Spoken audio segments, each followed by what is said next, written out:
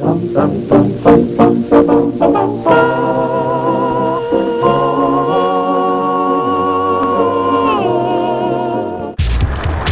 ang simbolo ng mabagal na pag-usad ng ating lipunan.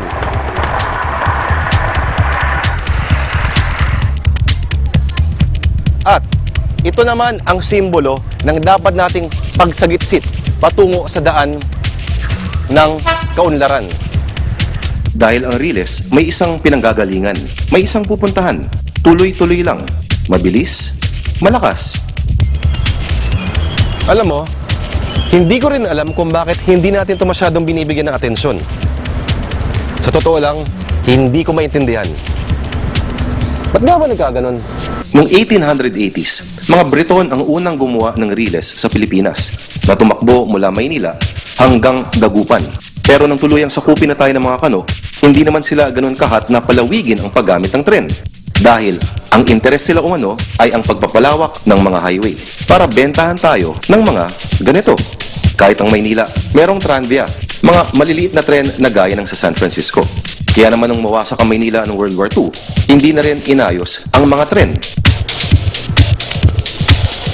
At dahil wala nang ang wangwang, ito pa rin ang pinakamabilis na paraan mula Alabang hanggang Tutuban.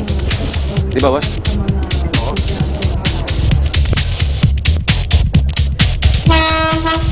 Pansinin natin, lahat ng mga mauunlad na bansa merong matinong train system.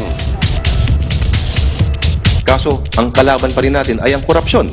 Ano na ang nangyari sa North Rail Project na dapat ay magdudugtong sa Maynila at Pampanga? Naging kontrobersyal naman ang nakakabaog na presyo nitong 880 million per kilometer.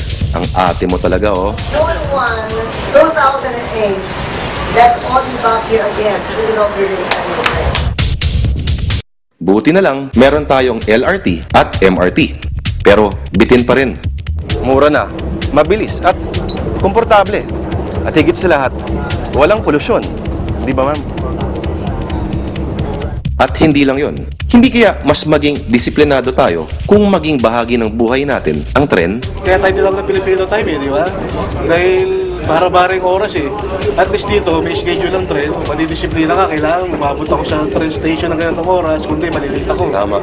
At yan ang problema sa ating lipunan. Lagi dala tayo antay ng antay. Kaya tayo naiiwan